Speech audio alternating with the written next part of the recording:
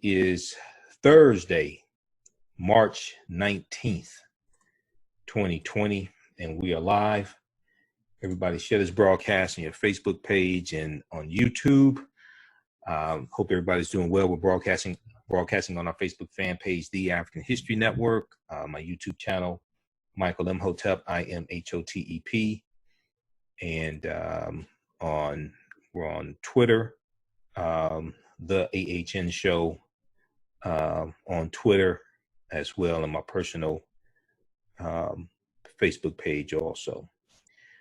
All right, so I wanted to deal with these topics here, do an update on the coronavirus. Okay, we see testing, more testing is being done. We see the numbers of reported cases skyrocket dealing with the coronavirus. So I want to deal with some new information that came out in the past couple of days, also dealing with COVID-19.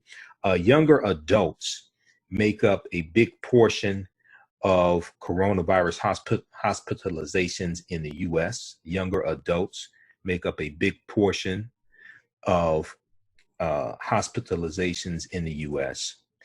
And then we see that a Republican senator, Senator Richard Burr of North Carolina, it's been reported that he sold up to $1.7 million in stock before the market crashed, and he's the chair of the Senate Intelligence Committee.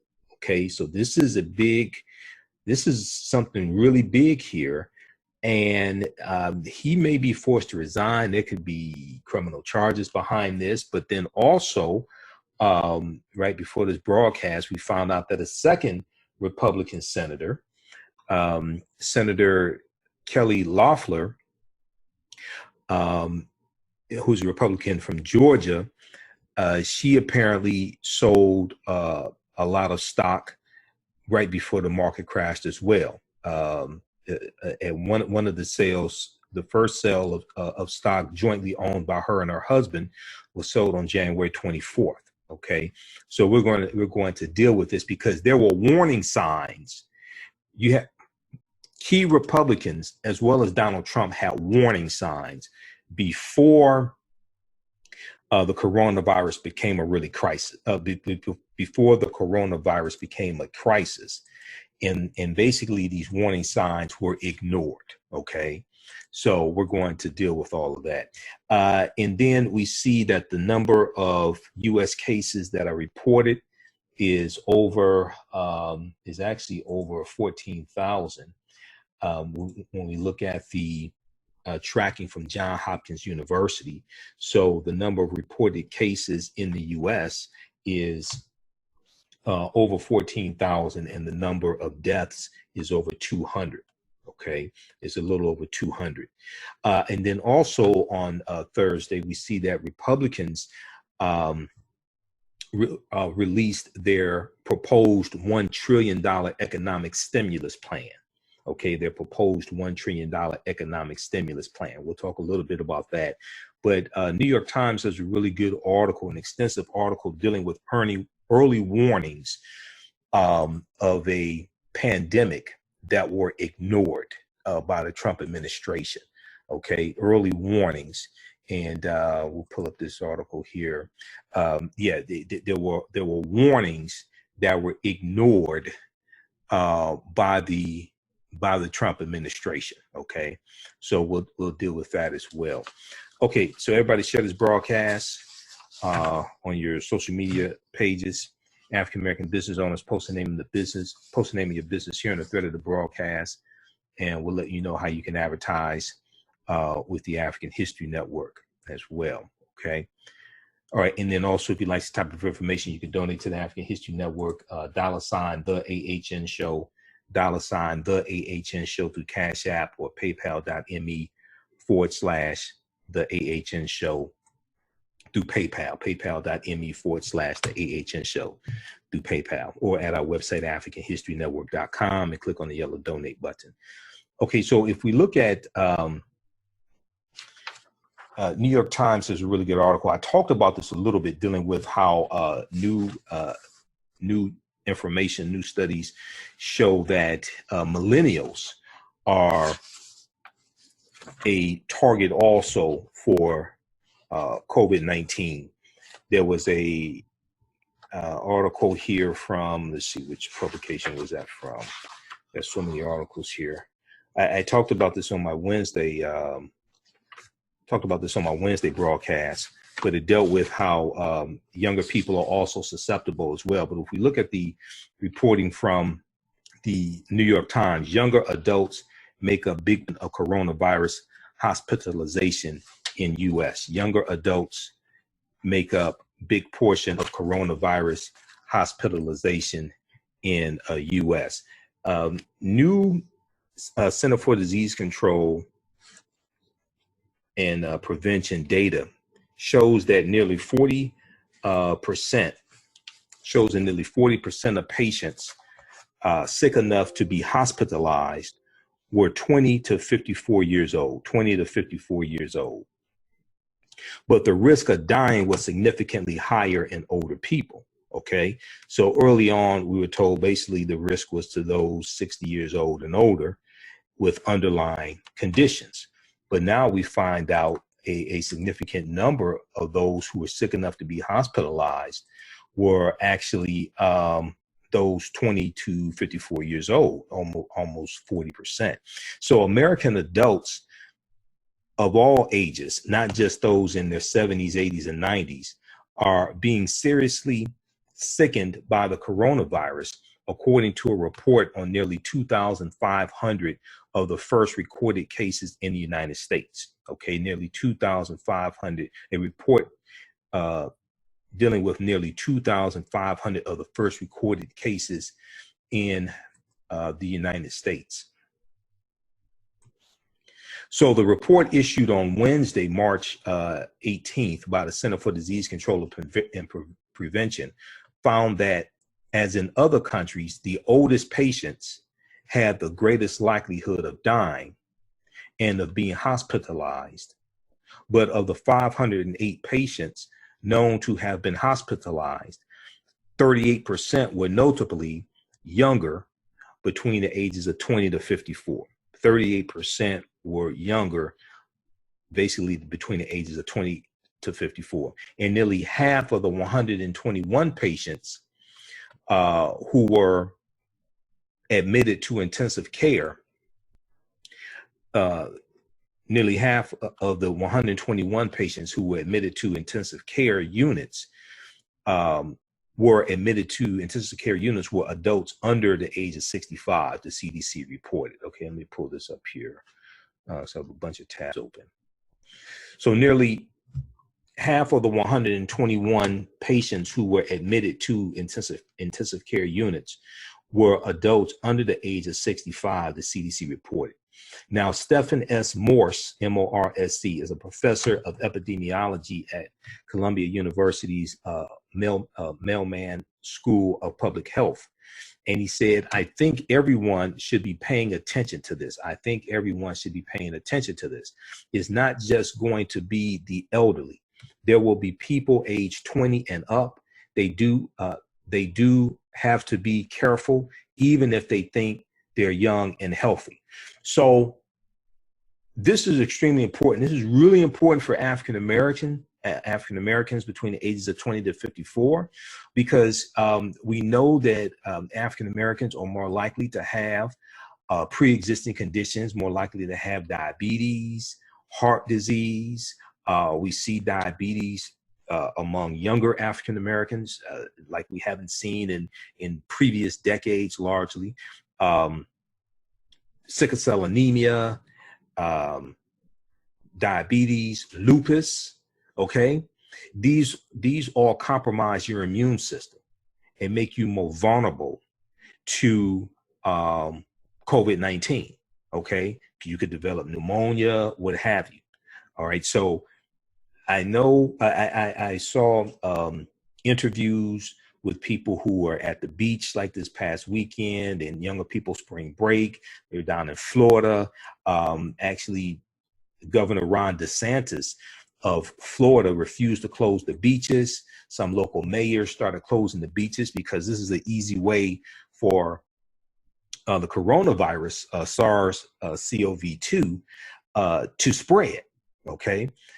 So, and then at the White House press conference on Wednesday, March 18th, this was talked about as well. The Dr. Burks mentioned this, and I talked about it also in my Wednesday broadcast. How's everybody doing on YouTube? Everybody share this broadcast. Invite your friends to tune in also. No, it's not all China's fault. A lot of this is Donald Trump's fault. You should do more research. That person on YouTube know who they are. You're about to get blocked. All right, so let's continue here. So the findings serve to underscore an appeal issued Wednesday at the White House briefing by Dr. Deborah Birx, B-I-R-X, a physician and State Department official who was a leader of the administration's coronavirus task force, citing similar reports of young adults in Italy and France being hospitalized and needing intensive care. Dr. Birx implored the millennial generation to stop socializing in groups and to take care to protect themselves and others. She said, you have the potential then to spread it to someone who does have a condition that none of us knew about and cause them to be a disastrous outcome and cause them to have a disastrous outcome. Okay, so Dr. Anthony Fauci a couple of days ago, I think it was Monday, because Tuesday and Wednesday, well, actually Wednesday and Thursday, he was not at the press conference. And on Tuesday press conference, if I remember correctly, it was Tuesday, Donald Trump, when referencing him and introducing him, he said he's becoming, well known on TV, things like this. Anthony Fauci, the next 2 days he wasn't there. Because Donald Trump doesn't like to share the limelight. Okay. And a lot of people would rather hear from Dr. Anthony Fauci than hear from Donald Trump. A lot of times when Trump speaks, the stock market, the Dow Jones Industrial Average goes down. But Dr. Anthony Fauci on, I think it was Tuesday, he also talked to younger people, millennials and those younger. And he said that even though you may be healthy and you get it and you just have mild symptoms, you could end up giving it to somebody else who's a relative. It could be your mother, grandmother, what have you, and it can do them harm. And I know you don't want that to happen. Okay, so this is extremely serious. Now, in the CDC report, 20% of the hospitalized patients and 12% of the intensive care patients were between the ages of 20 and 44, basically spanning the millennial generation. Now, younger people may feel more confident about their ability to withstand a virus like this, said Dr. Christopher Carlston, head of respiratory medicine at the University of British Columbia.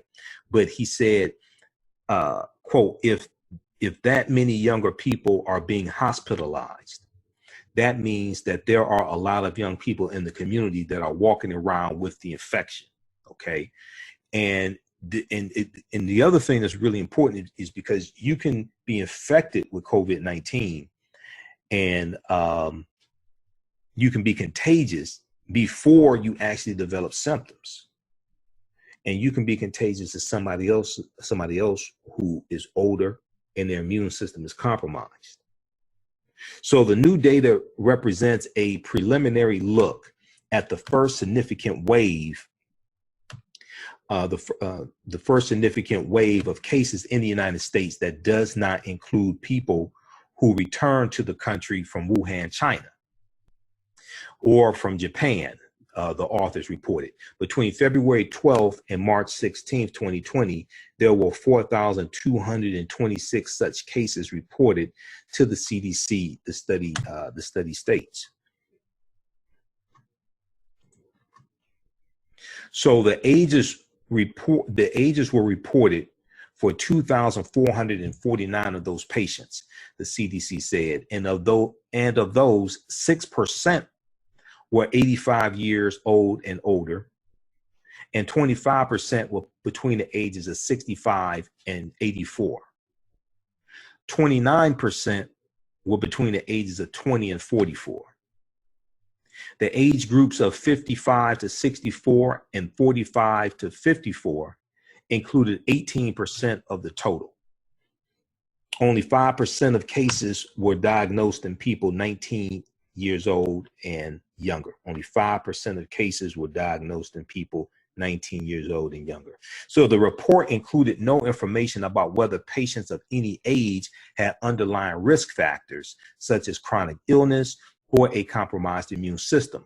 So it is impossible to determine whether the younger patients who were hospitalized were more susceptible to serious infection than most others in their age group. Okay, but we do know that, especially when we look at African Americans, we do know you have African Americans who are in that age range, 20 to 44 or 20 to 54, especially 20 to 44, that have underlying conditions: obesity, lupus, diabetes, high blood pressure.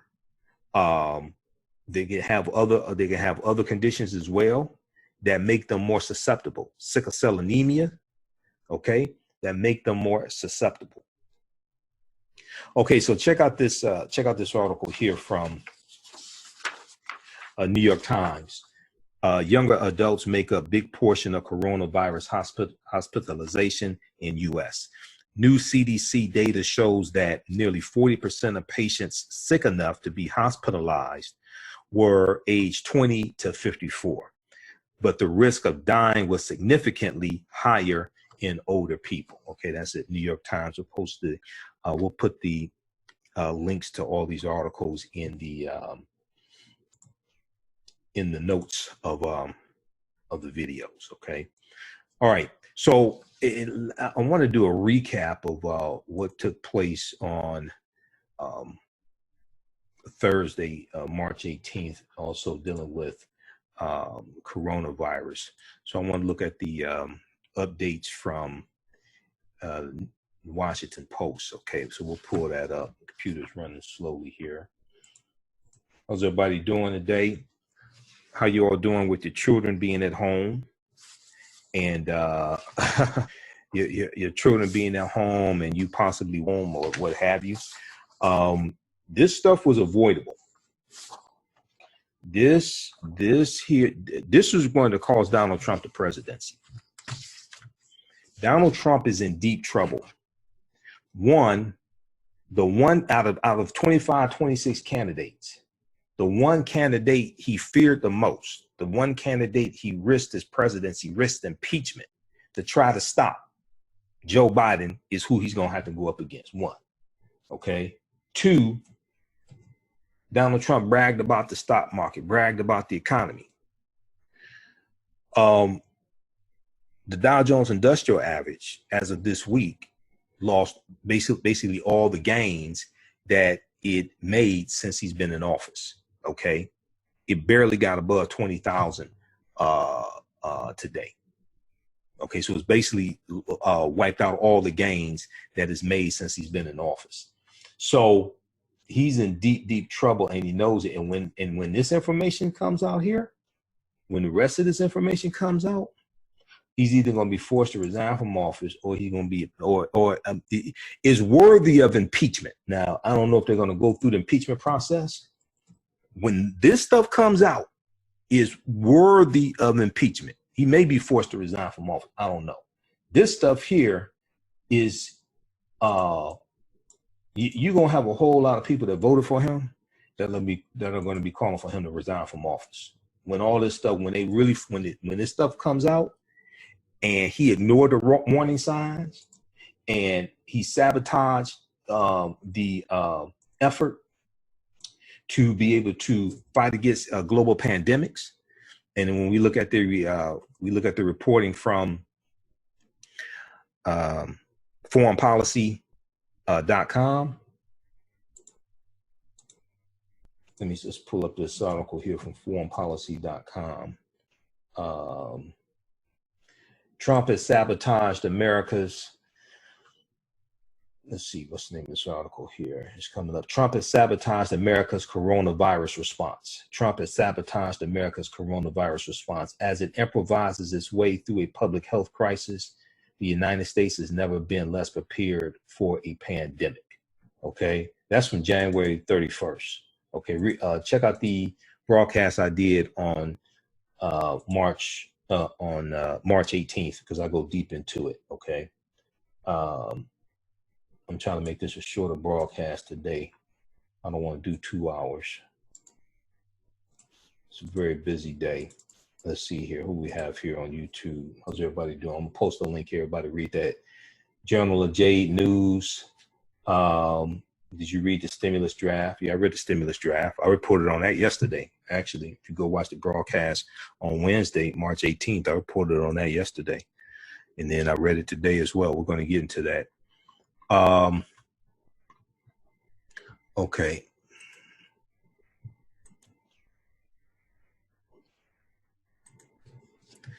So while that comes up, let's jump into this dealing with Senator Richard Burr, right?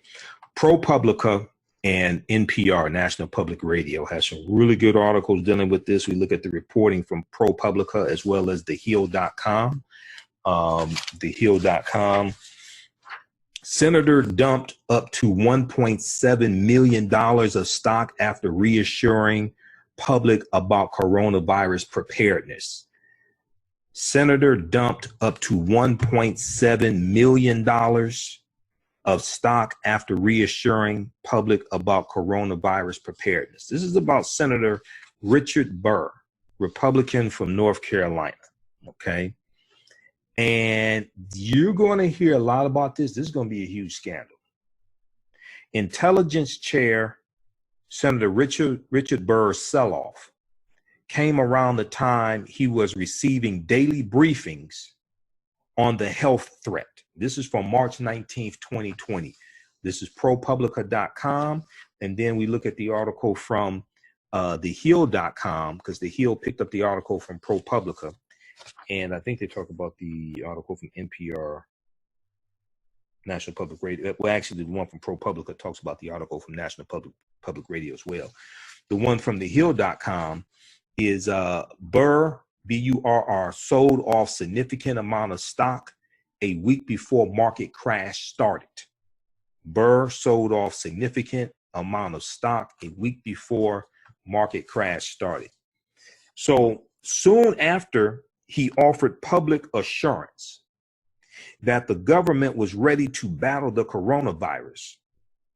The powerful chairman of the Senate Intelligence Committee, Richard Burr, Republican senator from North Carolina, sold off a significant percentage of his stocks, unloading between $628,000 to $1.72 million of his holdings on February 13th in 33 separate transactions. February 13th, 33 separate transactions. As the head of the U.S. Senate Intelligence Committee, Senator Richard Burr has access to the government's most highly classified information about threats to America's security.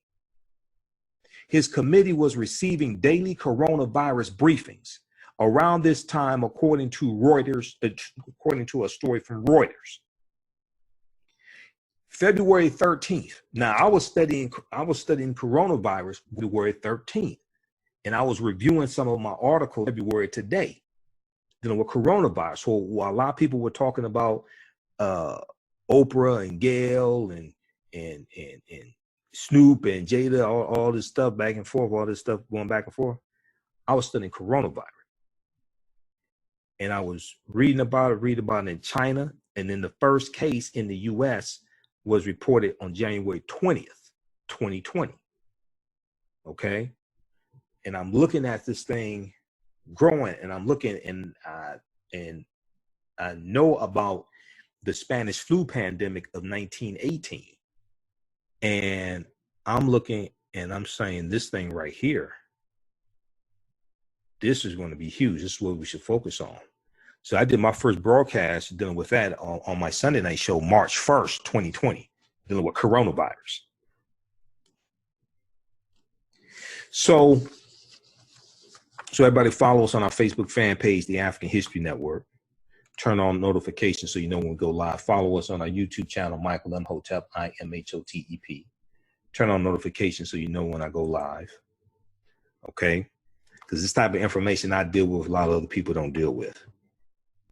We focus on educating, empowering, and inspiring people of African descent throughout the diaspora and around the world, because right now it's correct wrong behavior. We do this to empower you, not for clicks and likes. So Senator Richard Burr's committee was receiving daily coronavirus briefings according to around this time, according to reporting from Reuters. A week after Senator Richard Burr's sales, 33 transactions, sales, the stock market began a sharp decline and has lost about 30% since. A week after, so he made 33 transactions on February 13th. A week after the sales he made, the stock market began a sharp decline and has lost about 30% since. On Thursday, March 19th,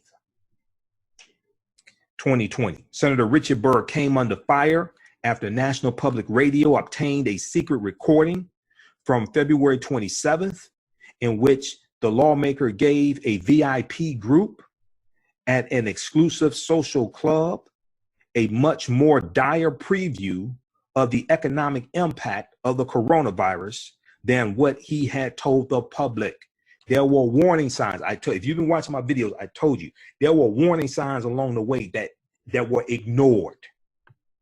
Okay, this is probably going to end up costing probably somewhere around $1.5, probably $2 trillion, because the healthcare professionals are they're telling Congress they need $100 billion to buy equipment, to buy face masks, to buy gloves, to buy all types of equipment that they don't have, and they're on the front line, and they have to be protected because there are reports of nurses having to be quarantined and things like this. And if the doctors and nurses get infected, then you're lacking staff to help the sick people who actually need help. Okay, this is a huge disaster. This did not have to happen. This is what happens when you have a president who is clueless, who is inept, does not understand how to run the government, who has declared war on scientists for 3 years, okay, who shut down the Predict pandemic team in October 2019, okay? This is what happens when you have somebody like this. When you look at, for instance, we look at the article from businessinsider.com. If you haven't seen my previous broadcast, because I go deep into this.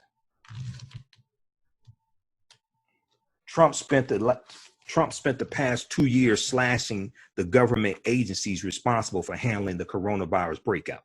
This is from February 25th, 2020, businessinsider.com. Trump spent the past 2 years slashing the government agencies responsible for handling the coronavirus breakout.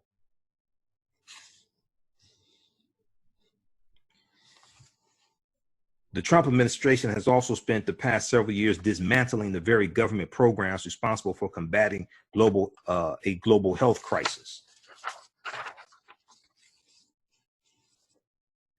The Trump administration shut down the entire global health security unit of the National Security Council. That was in May 2018. John Bolton did that. In 2018, for instance, the Center for Disease Control cut 80% of its efforts to prevent global disease outbreaks because it was running out of money. Their funding, the department went from working in 49 countries to just 10 countries. Eliminating the Trump administration eliminated the U.S. government's $30 million complex crisis fund. The Trump administration reduced national health care dollars. You can go on down the line and look at look at what happened. And then when we look at this article, this is from 2 years ago. This is from Washington Post. So you have to connect the dots and look at this, because I've been going back and putting all this together.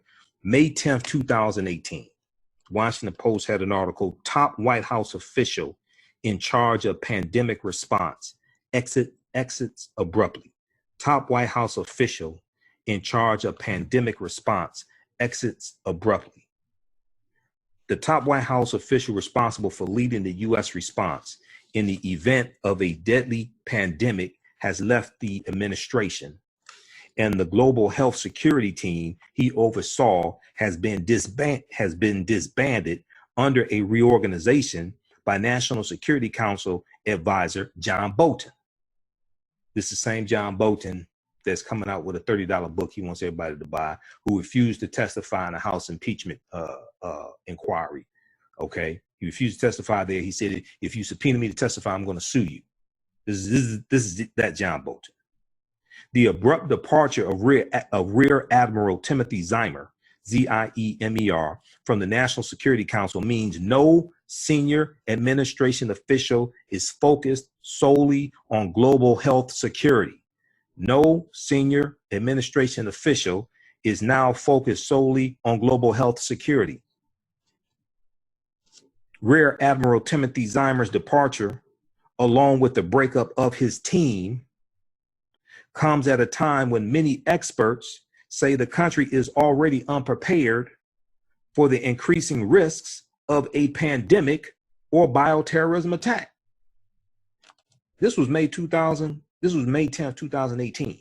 This article was written.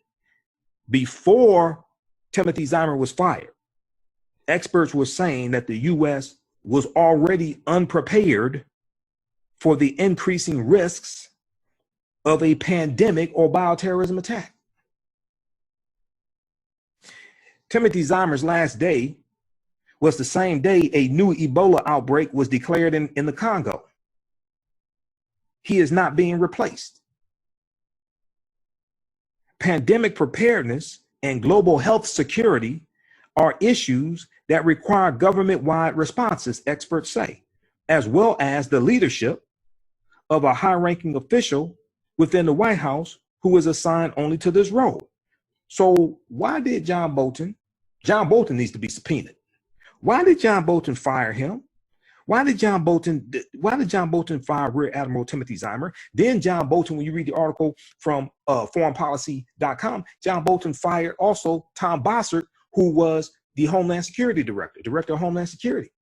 Tom Bossert wrote an article March 10th, 2020 for the Washington Post.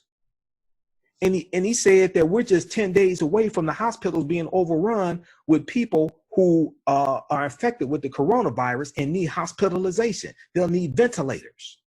There's a shortage of ventilators because France, Italy, other countries have been buying up the ventilators. So now, earlier this week, Trump was on a conference call with the governors, and he's basically telling them, you're on your own to find the ventilators. They're trying to get help, okay? Now, on Wednesday, what he did was he started to implement the Defense Production Act, okay? Calling himself a wartime president, Trump said, now, how are you going to get 5 deferments because you're too much of a coward to go fight in Vietnam, but you want to call yourself a wartime president? Okay, check that out. He got, what happened? Does he still have bone spurs? He got 5 deferments because he was too much of a coward to go fight in Vietnam, but he wants to call himself a wartime president. Calling himself a wartime president. The joke is that he calls himself a president, but okay, whatever. Trump said he would sign the Defense Production Act, quote, in case we need it, end quote, as the government bolsters resources for an expected surge in cases of the virus. The cases are already surging. We're over 14,000 as of March 19th. We're over 14,000 cases. You look at the Johns Hopkins University track. So I have the map up right now from Johns Hopkins University. Well, over 14,000 cases and over 200 deaths. Trump is playing games with this. Read this article from pbs.org, Public Broadcasting System. This is PBS NewsHour. Trump invokes emergency authority. Big three automakers closing. This deals with the Defense Production Act.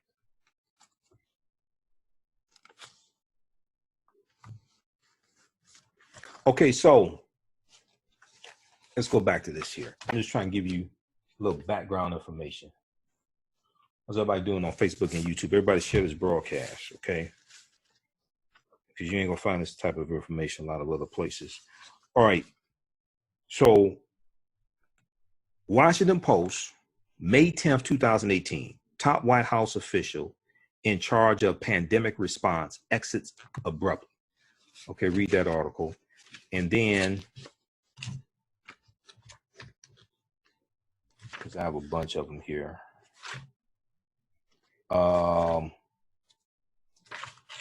Then you have businessinsider.com as well. Trump defends huge cuts to CDC's budget, saying the government can hire more doctors when we need them during crisis.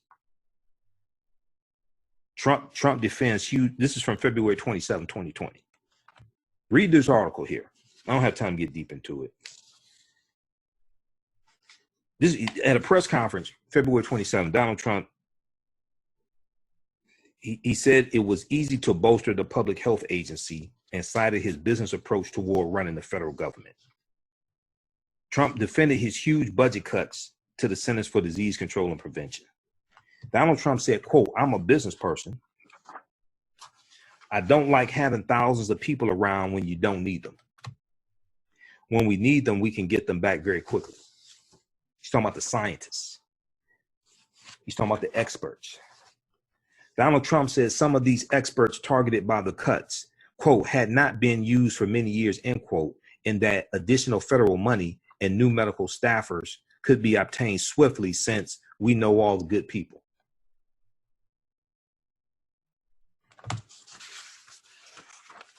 Okay.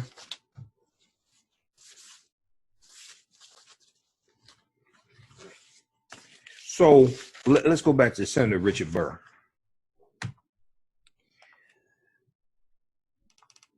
So on Thursday, March 19th, Senator Richard Burr came under fire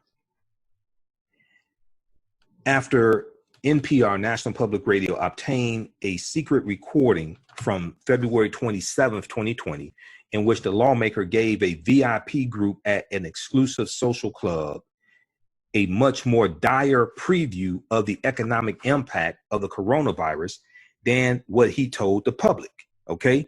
He's basically giving them a warning, all right? So I've got the article here from NPR, because I read that also, NPR.org. This is from March 19th, 2020. Intelligence chairman raised virus alarms weeks ago. Secret recording shows. Now, on the Rachel Maddow show, she played the secret recording, okay? I think that was Wednesday, March 18th. Intelligence chairman raised virus alarms weeks ago. Secret recording shows. Quote, Senator Burr filed a financial disclosure form for personal transactions made several weeks before the U.S. and financial markets showed signs of volatility due to the growing coronavirus outbreak, end quote, his spokesperson said. As the situation continues to evolve daily, he has been deeply concerned by the steep and sudden toll this pandemic is taking on our economy. So that was a spokesperson for Senator Richard Burr explaining why he sell up to $1.7 million in stock a week before the stock market started tanking. He did 33 transactions on February 13th. Now, Senator Richard Burr is not a particularly wealthy member of the U.S. Senate. Roll call estimated his net worth at $1.7 million in 2018, indicating that the February sales, the 33 that took place February 13th, indicating that the February sales significantly shaped his financial fortunes and spared him from some of the pain that many Americans are now facing. It's interesting. He made 33 transactions in one day, a week before the stock market started tanking. Now, Senator Richard Burr was one of the authors of the Pandemic and All Hazards Preparedness Act, the Pandemic and All Hazards Preparedness Act, which shapes the nation's response to public health threats like the coronavirus.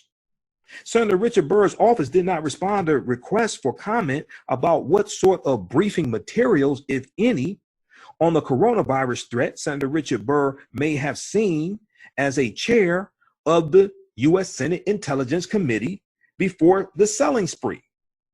Now, according to the report from National Public Radio from NPR.org, Senator Richard Burr told attendees of the luncheon held at the Capitol Hill Club, quote, "There's one thing that I can tell you about this. It is much more aggressive in its transmission than anything that we have seen in recent history. It is probably more akin to the 1918 pandemic. The 1918 flu pandemic killed 50 million people worldwide. 500 million people got the Spanish flu, the 1918 flu pandemic, which hit in 3 waves. I did a broadcast about this a couple of days ago. How many of y'all saw that? Go watch that. This deals with history that ties in today. Senator Richard Burr, the Senate chair of the U.S. Intelligence Committee, told an exclusive group that, now see, he didn't say this to the public. He said this to an exclusive group. He said, quote, "There's one thing that I can tell you about this. It is much more aggressive in its transmission than anything that we have seen in recent history. It's probably more akin to the 1918 pandemic. 675,000 people in the U.S. died from the Spanish flu. And this was at a time before there was a flu vaccine. Well, there's no vaccine for COVID-19, SARS-CoV-2.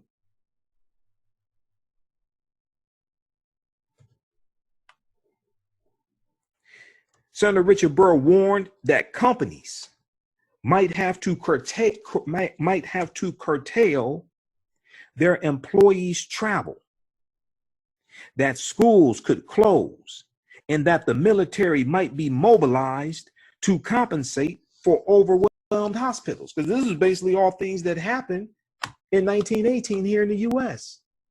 If you go back in the broadcast I did, schools closed, church services were canceled, businesses shut down, parades were canceled. Now, Philadelphia, they went on with their parade, and that helped spread it.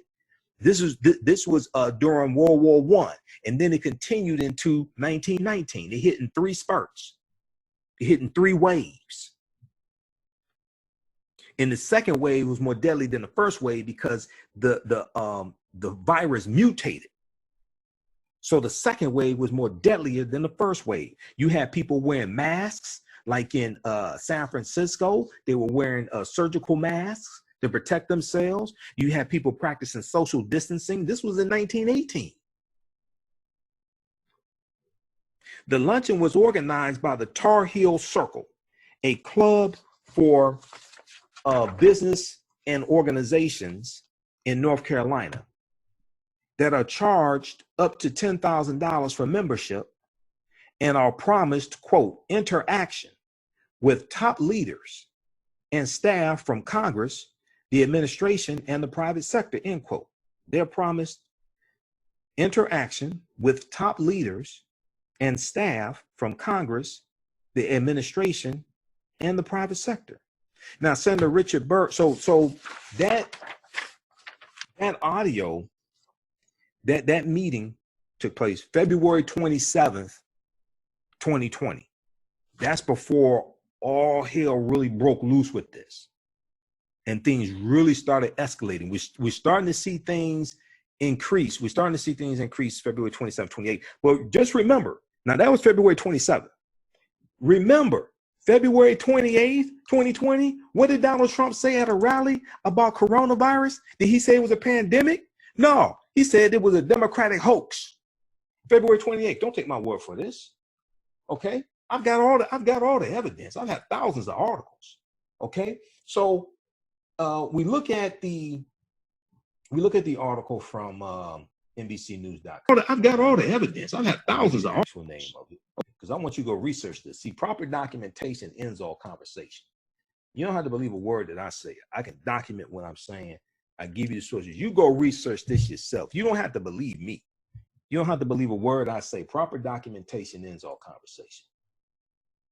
February 28th, 2020, Trump calls coronavirus Democrats' new hoax, NBC News.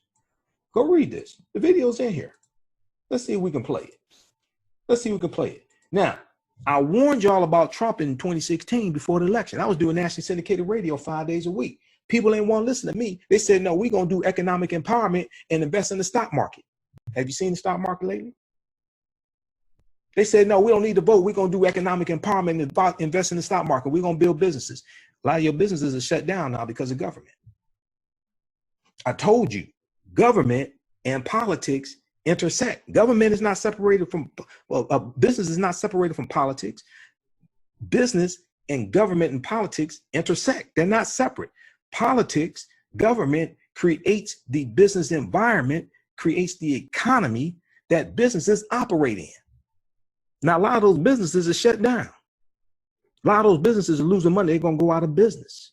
All this stuff was avoidable. All this stuff, it was avoidable if you had somebody competent in the White House, but you don't. You have somebody who's been declaring war on scientists for 3 years. You have somebody who said climate change was a hoax.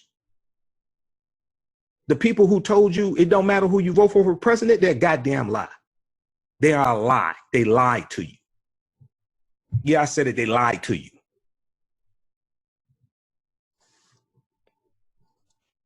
So let's look at this right here.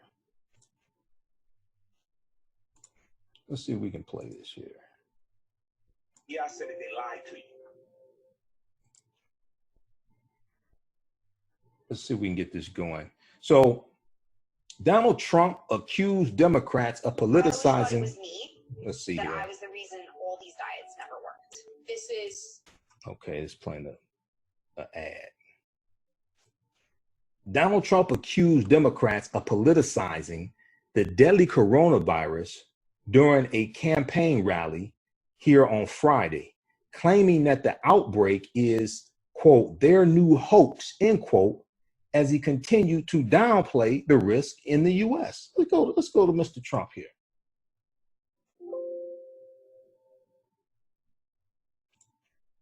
Now the Democrats are politicizing the coronavirus. You know that, right? Coronavirus. They're politicizing it. We did one of the great jobs, you say, how's President Trump doing? They go, oh, not good, not good. They have no clue. They don't have any clue. They can't even count their votes in Iowa. They can't even count them. No, they can't count their votes. One of my people came up to me and said, Mr. President, they tried to beat you on Russia. That didn't work out too well. They couldn't do it.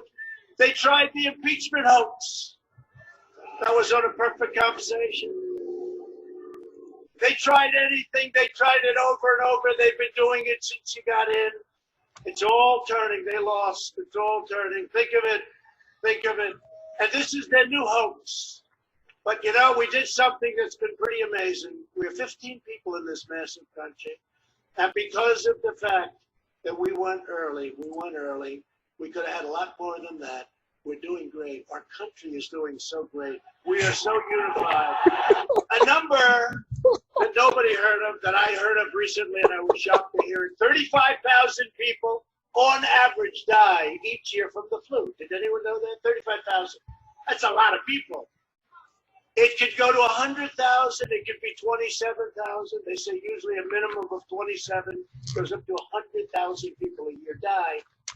And so far, we have lost nobody to coronavirus in the United States. Nobody. And it doesn't mean we won't. And we are totally prepared. It doesn't mean we won't. But think of it. You hear 35 and 40,000 people, and we lost nobody. And you wonder, the press is in hysteria mode. So that was February 28th, 2020. 2 weeks later, he declares a national emergency. You have over 200 deaths in the US as of right now. You have over 14,000 reported cases. Remember when you had 15 cases and he said pretty soon it'll be zero? Oh, you may have a zero in the number, but it ain't going to be zero. All of this was avoidable. So if we look at, I'm going to give you the article again. Go research this. You don't have to believe me. I can document and prove what I'm talking about. That's from NBC News. It's got thousands of articles. See, you notice I don't do all this entertainment bullshit. I don't do none of that stuff. I ain't got time for that. The type of research I do, I don't have time for none of that stuff. Trump calls coronavirus Democrats' new hoax. Go read that article, February 28th, 2020. Okay? The day before that right there. Now, when you go watch this, he didn't call coronavirus a pandemic. Because earlier this week, he said he always knew it was a pandemic. No, you didn't. He didn't call it a pandemic. He said it was the Democrats' new hoax. They were repeating what he was saying on Fox News. Then after he declared national emergency on Fox News, now on Fox News, they're talking about how serious this is. You were saying it was a hoax on Fox News. Sean Hannity, a lot of other ones on Fox News, they were saying it was a hoax. Then Trump declares a national emergency. Now all of a sudden, they're serious over at Fox News. Oh, this is serious.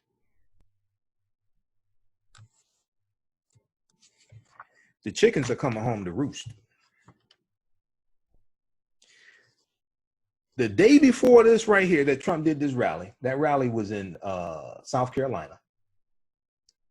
Senator Richard Burr was at the exclusive, he was at the luncheon organized by the Tar Heel Club, February 27, 2020. And he told the people there, there's one thing that I can tell you about this. It is much more aggressive in its transmission than anything that we have seen in recent history. It is probably more akin to the 1918 pandemic. Now, I think Trump probably at this point knew what was coming. I don't think Senator Richard Burr would tell them at the Tar Heel Club, organized by the Tar Heel Club, the luncheon organized by the Tar Heel Club. I don't think he would tell them and not tell Trump. Senator Richard Burr warned that companies might have to curtail their employees' travel, that schools could close, and that the military might be mobilized to compensate for overwhelmed hospitals. So Senator Richard Burr's public comments had been considerably less dire.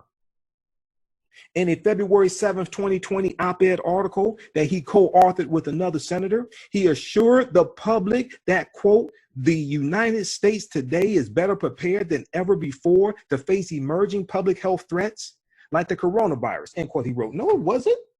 You go back to May 10th, 2018. No, the experts were saying that the U.S. wasn't prepared. You go back to January 31st, 2020, foreignpolicy.com. Trump has sabotaged America's coronavirus response. This is the month before. This is about 8 days before he wrote this op-ed February 7th. Laurie Garrett wrote this article for Foreign Policy. As it improvises its way through a public health crisis, the United States has never been less prepared for a pandemic. Wait a second. 8 days before he wrote this, she's saying the U.S. has never been less prepared for a pandemic. He's writing an op-ed article saying the United States today is better prepared than ever before to face an emerging public health threat. Somebody's lying. Somebody's lying. Senator Richard Burr wrote, quote, "No matter the outbreak or threat, Congress and the federal government have been vigilant in identifying gaps in its readiness efforts and improving its response capabilities," end quote. So why is there a lack of ventilators? Why is there a lack of hospital beds? Why hasn't Donald Trump ordered the Army Corps of Engineers to start building temporary hospitals? Because Governor Andrew Cuomo has been begging for that, because they're looking at the rise in the cases. They're looking at the curve. They're looking at the rise in the cases, so they know the rise in the cases predicts approximately how many hospital beds they would need. They only have about 3,500 ICU units in the state of New York. So if you are saying this February 7th, then why haven't the actions taken? Why haven't the actions been taken to follow what you're saying?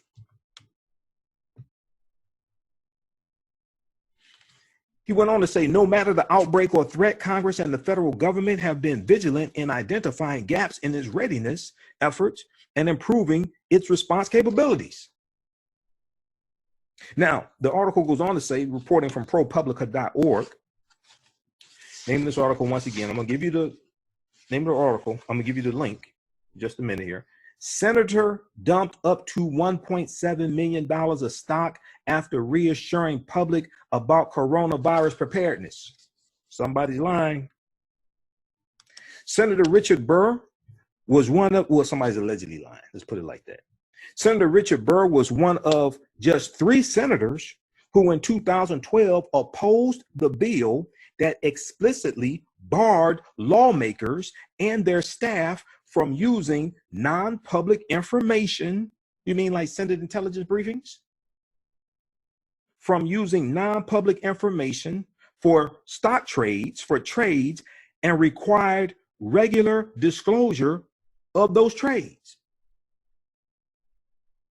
In opposing the bill, Senator Richard Burr, Republican from North Carolina, who should be voted out of office next election, by the way, whenever he's up for re-election, he should be voted out of office.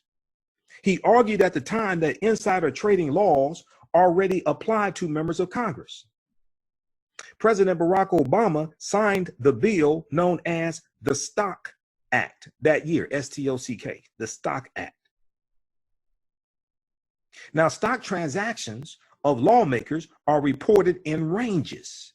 Senator Richard Burr's February 13th selling spree was his largest stock selling day of at least the past 14 months, according to ProPublica, according to the ProPublica's review of Senate records. Unlike his typical disclosure reports, which are a mix of sales and purchases, all of the transactions were sales. February 13th, he did 33 sales. He did 33 transactions, all of them were sales. His biggest sales included companies that are among the most vulnerable to an economic slowdown. He dumped up to $150,000 worth of shares of Wyndham Hotels and Resorts, a chain based in the United States that has lost 2/3 of its value. And he sold up to $100,000 worth of shares of Extended Stay America, an economy hospitality chain. That's a hotel. Extended stay, what do they do? Extended stays. It's like a hotel, but a lot of times people stay there. They want to stay like 2 weeks, 3 weeks, 4 weeks. Extended stay, and I think with them, they don't have. They probably don't have. Usually with extended stays, they may not even have house cleaning. A lot of times, that lower the cost. So he dumped shares, $150,000 worth of shares in Wyndham Hotels and Resorts, and as a hotel chain. And he dumped $100,000 worth of shares in Extended Stay America, an economy hospitality chain. And who is trying to get a multi-billion-dollar buyout? A lot of hotels.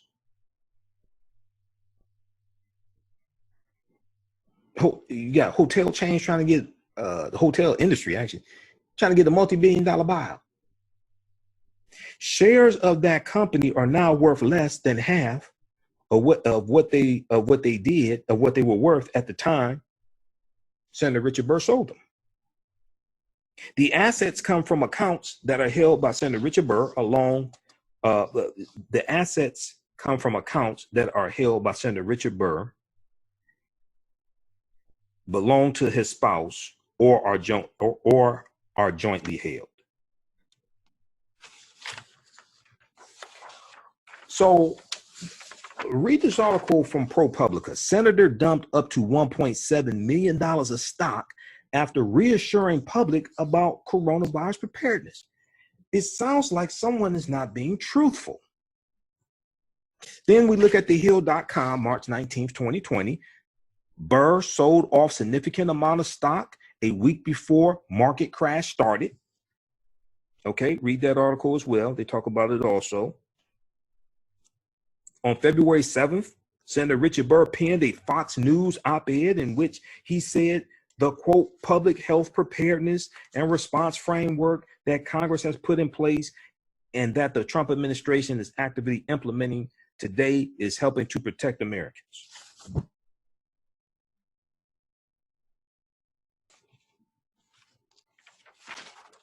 In a statement to thehill.com earlier on Thursday, March 19th, an official for Senator Richard Burr remarked that he has been committed to the health and safety of Americans for over 2 decades. The spokesperson also defended the lawmaker, saying that he has been warning constituents about the threats of the disease since February. When in February?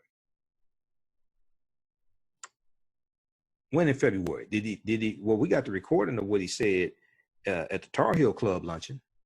When did he go tell constituents that didn't pay up to $10,000 to be part of that luncheon, part of the club? I'm just curious.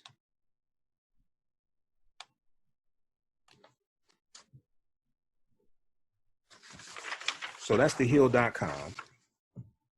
Then NPR.org, National Public Radio, the big story from National Public Radio. Intelligence chairman raised virus alarms weeks ago. Secret recording shows. March 19, 2020.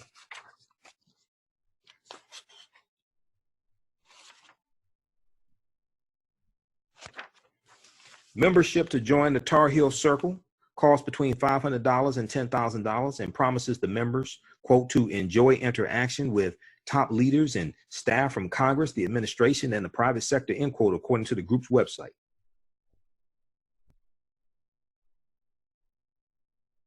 In attendance, according to a copy of the RSVP list obtained by National Public Radio, were dozens of invited guests representing companies and organizations from North Carolina. And according to federal records, those companies or their political committees donated more than $100,000 to Senator Richard Burr's election campaign in 2015 and 2016.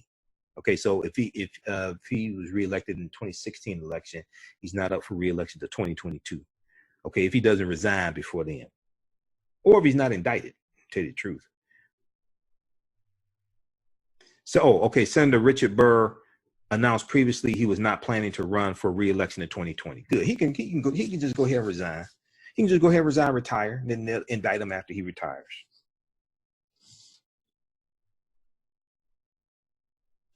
The message Senator Richard Burr delivered to the group was dire. Now, 13 days before the State Department began to warn against travel to Europe, and 15 days before the Trump administration banned European travelers, Senator Richard Burr warned those in the room to reconsider. Quote, every company should be cognizant of the fact that you may have to alter your travel.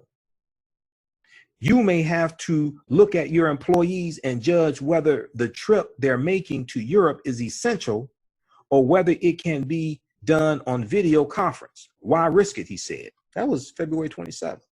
16 days before North Carolina closed its schools over the threat of the coronavirus, Senator Richard Burr warned it could happen. Quote, there will be, I'm sure, times that communities, probably some in North Carolina, have a transmission rate where they say, let's close schools for 2 weeks. Everybody stay home, he said. All this stuff didn't have to happen. The signs were there and people were ignoring the signs. The battery in the smoke detector was chirping and people were ignoring the battery chirping. Now people are trying to replace the battery in the smoke detector after the house burns down. And Senator Richard Burr invoked the possibility that the military might be mobilized to combat the coronavirus. Only now, 3 weeks later, is the public learning of that prospect.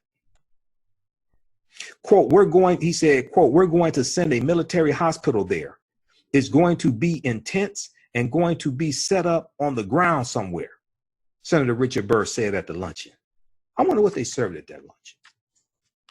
$10,000. What did that mean? Must have had, did they have gold in it? I wonder what they served at that luncheon. It's going to be a decision the president and the DOD, Department of Defense, make. And we're going to have medical professionals supplemented by local staff to treat the people that need treatment, end quote. Now, Senator Richard Burr has a unique perspective on the government's response to a pandemic, and not just because of his role as Intelligence Committee chairman, but because he helped write the Pandemic and All Hazards Preparedness Act, which forms the framework for the federal response. But in his public comments about the threat of COVID-19, Senator Richard Burr never offered the kind of precise warning that he delivered to the small group of his constituents that paid $500 to $10,000 to be there at the luncheon. Okay, so read the rest of this article here. I don't have time to get through all of it. This is from NPR.org. This is the type of research I do. Intelligence chairman raised virus alarms weeks ago. Secret recording shows. It's from March 19th, 2020.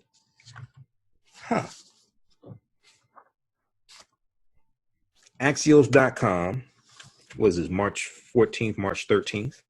Congressional doctor expects 70 million to 150 million US coronavirus cases.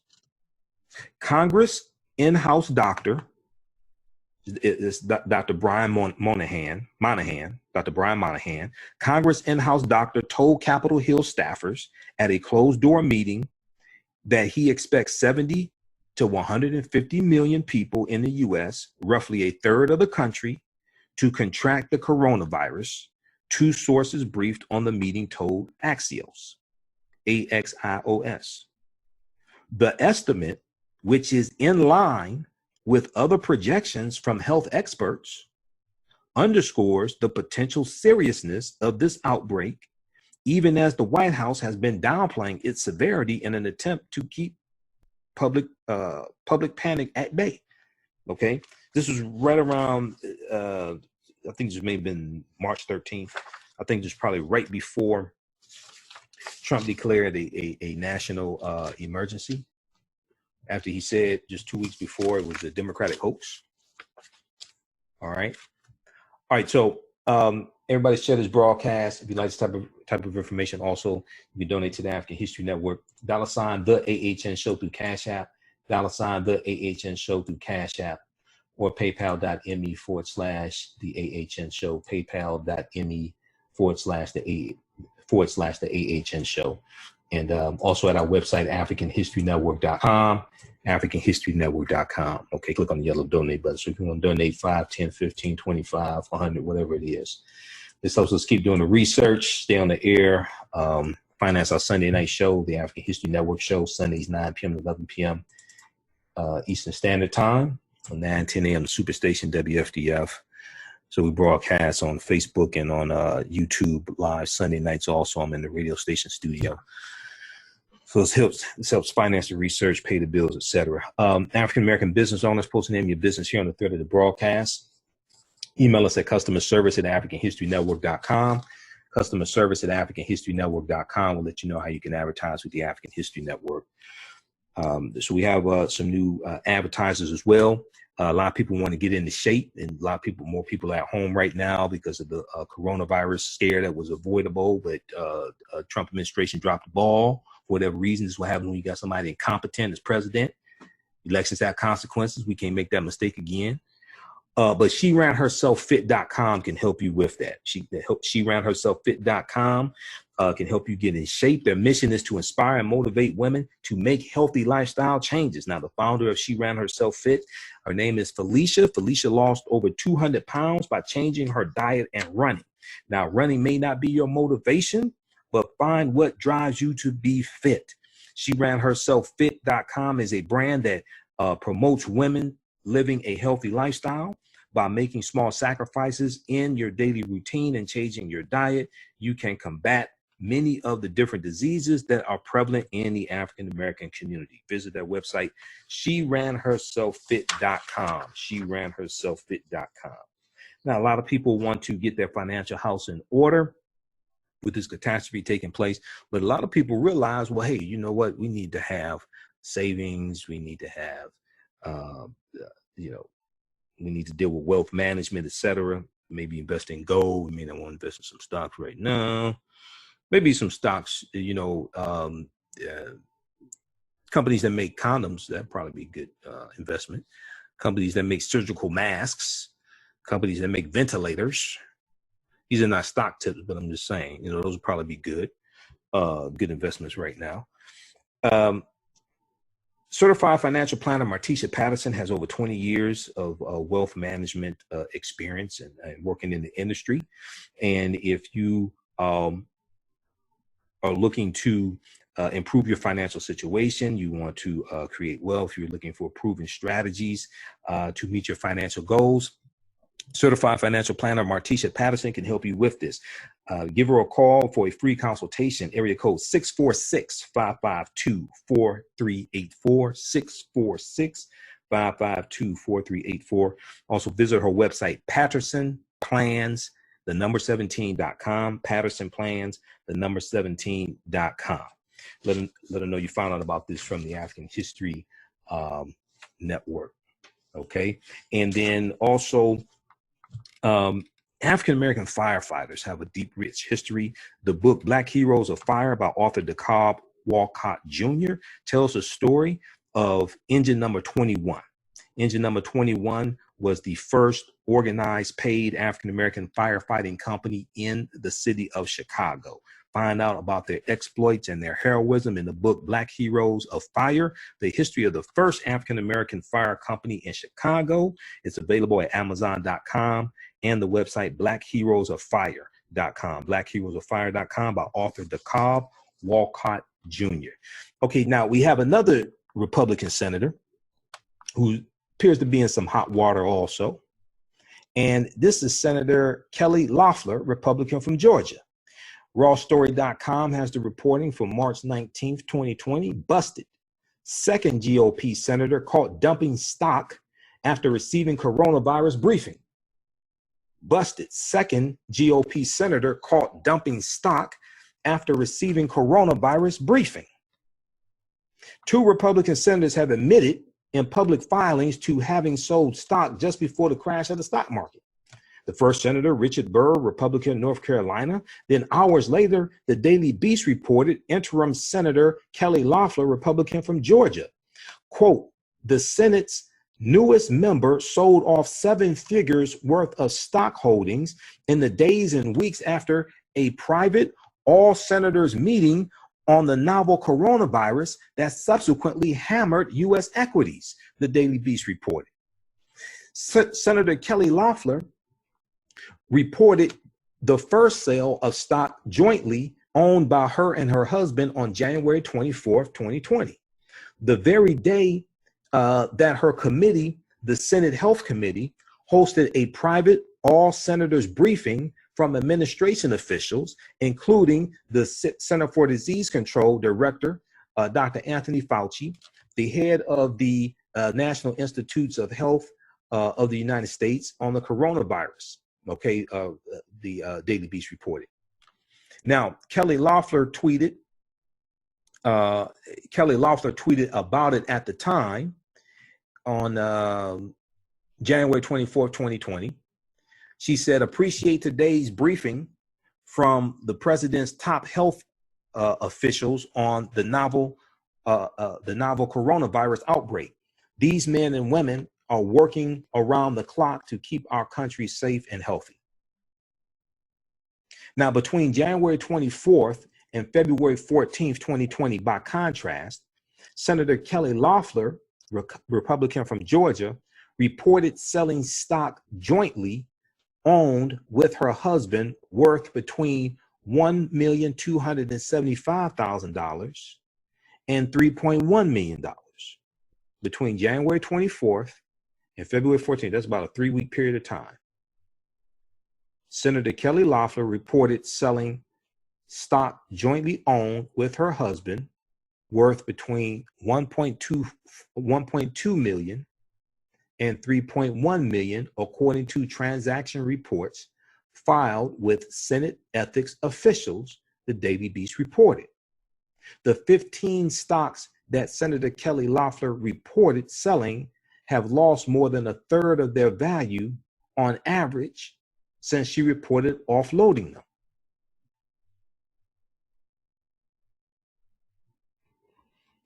So check this out from rawstory.com, and then check out the original article from the Daily Beast. It's very interesting. Now, you're going to find a whole lot. I'm telling you, this is going to be worse than impeachment hearing. When all the evidence come out, all this stuff come out, there's going to be a whole lot of people being resigning from office. There's going to be people indicted. This is going to cost Donald Trump the presidency. Busted. Second GOP senator caught dumping stock after receiving coronavirus briefing. Okay, that's from rawstory.com. So check that out. All right, let me get to, because I don't want to be here too long. Let's do a quick recap of what happened March 19th, 2020. So California Governor Gavin Newsom issued who's a Democrat, issued a statewide stay-at-home orders starting Thursday evening, March 19th, 2020 in the state of California. California knows how to party, but you can't do it with 10 or more people. Quote, this is a moment we need to make tough decisions, Governor Gavin Newsom said at an online news conference. It is the strongest statewide restriction yet aimed at stemming the spread of the coronavirus, which was avoidable, but people in the Trump administration dropped the ball. But they sold stock, but they dropped the ball. The announcement follows similar orders issued in the past few days across the San Francisco Bay Area and Los Angeles as the novel coronavirus continued to spread globally. So it's over 200,000 cases worldwide. Actually, I think it's over 225,000 cases worldwide. Okay. And everybody share this broadcast on your social media platforms. Over 240,000 cases worldwide. Over 240,000 cases worldwide. Over 14,000 cases in the U.S. Now, worldwide, there have been at least there have been a little over 86,000 people who have totally recovered also. So that's important to note. Okay. There have been at least 86,000 people worldwide who have recovered from it as well. Okay. Let me give you the link here. This is to the tracking by Johns Hopkins University. They have some of the most accurate tracking, because I look at numerous sources for this: Washington Post, New York Times, NBC News, CDC, Center for Disease Control. Okay, so I mean, this is what I do. Be sure to listen to our Sunday night show. Sundays 9 p.m. to 11 p.m. Eastern Standard Time. We broadcast on our Facebook fan page and YouTube also. Okay, so as the figure surpassed 5,700 on Tuesday, so as the novel coronavirus continued to spread globally, the number of confirmed cases in the United States doubled. A figure that surpassed 5,700 this past Tuesday, which would have been the 16th, March 16th. It surpassed 5,700 on Tuesday, March 16th. It surpassed over 14,000 by Thursday night, March 19th.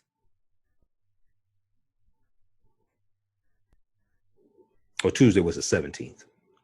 The dramatic increase stems in part from more testing, but also indicates just how much the virus has spread.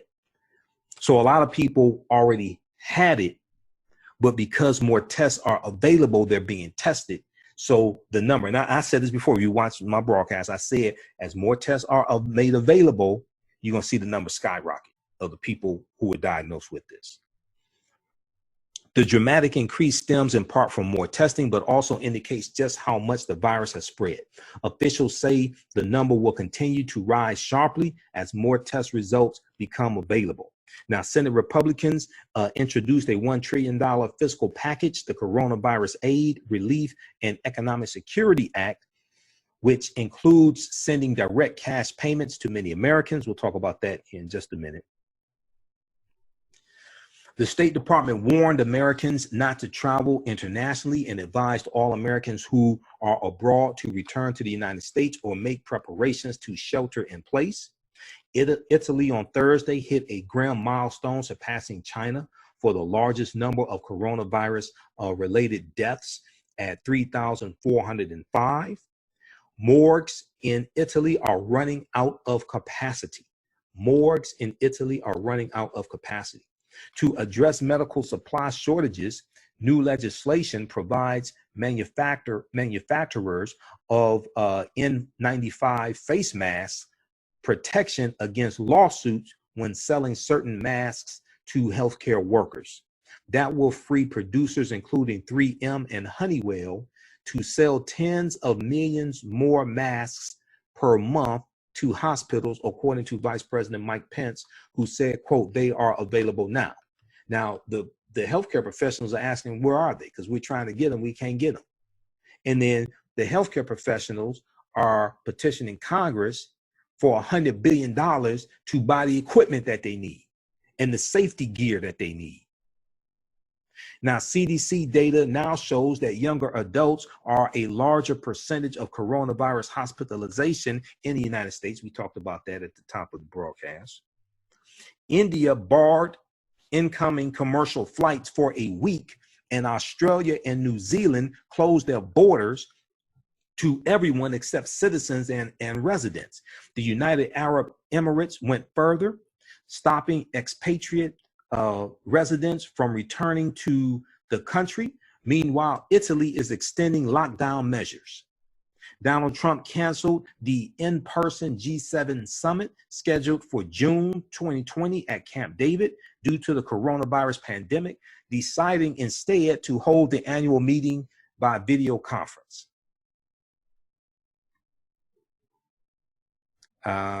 Okay, so we've got the reporting here on Senator Richard Burr. Washington Post is reporting on that.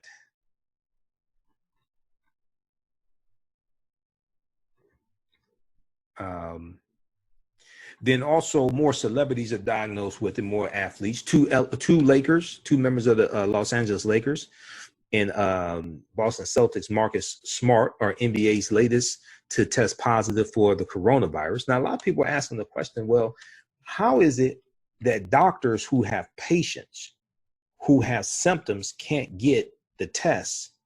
There are not enough tests for them, but celebrities and athletes can get the tests. 4 NBA teams, including the Los Angeles Lakers and the Boston Celtics, announced Thursday, March 19th, that members of their organizations have tested positive for the novel coronavirus, bringing the league's tally to at least 14 positive tests. The Los Angeles Lakers, who announced plans to test their players earlier this week after 4 Brooklyn Nets players including Kevin Durant, tested positive, had 2 unidentified players test positive despite being asymptomatic, which means they didn't have symptoms, but they were tested anyway, and they have it. The Lakers and Nets played each other in Los Angeles on March 10th, one night before NBA Commissioner Adam Silver suspended the 2019-2020 season following Utah Jazz center Rudy Gobert's positive coronavirus test. And then we also know his teammate Donovan Mitchell tested positive as well. We have a member of the Detroit Pistons, Christian Wood, who tested positive also because they played, the Pistons played the Utah Jazz, I think it was like the week before. The Celtics announced that one player had tested positive and that he was asymptomatic. Marcus Smart said in a video posted to Twitter shortly thereafter that he had tested positive. He said, "I was tested 5 days ago, and the results came back tonight, which were positive." He's 26 years old. He's a guard for the Boston Celtics.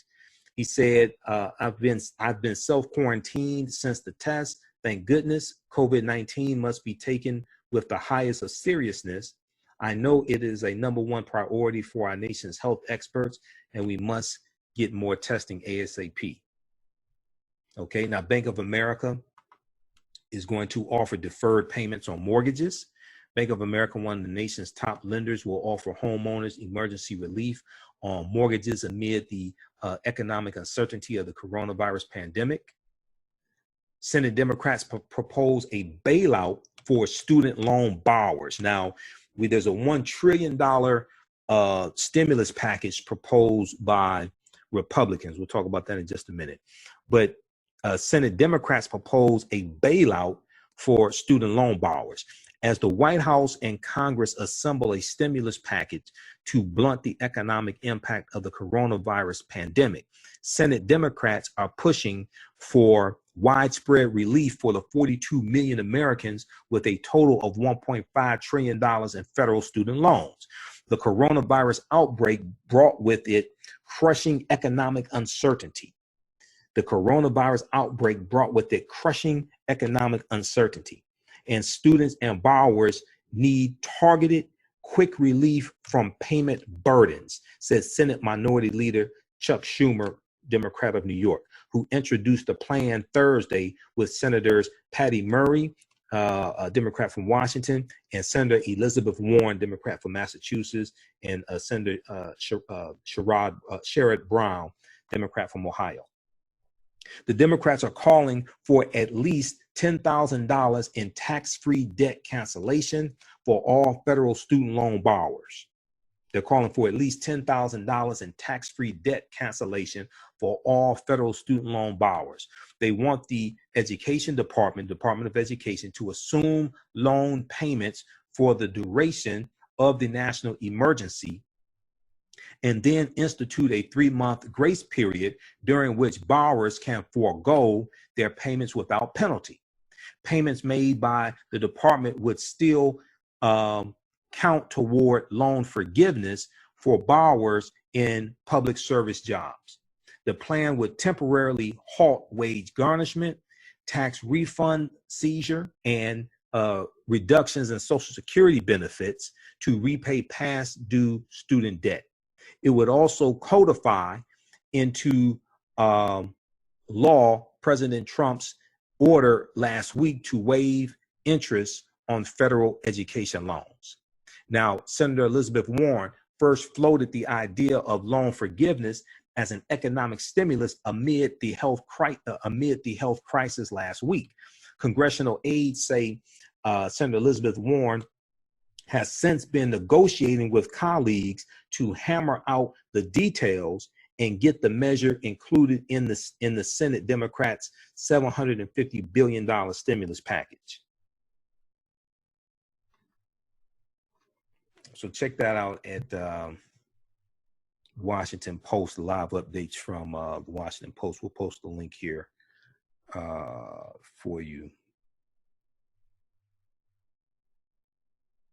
Now, as a week or so ago, maybe 2 weeks, from 10 days, something like that ago. I talked about the threat of coronavirus spreading throughout prisons among those who are incarcerated. Coalition of criminal justice and public policy groups launched initiative tackling coronavirus in prison and jails.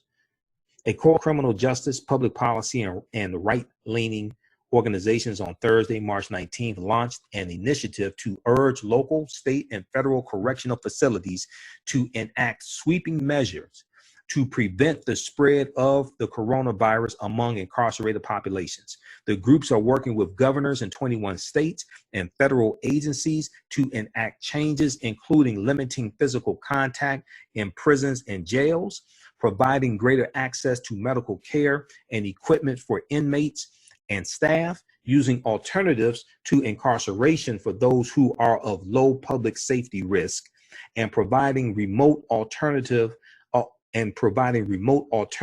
to parole or probation supervision.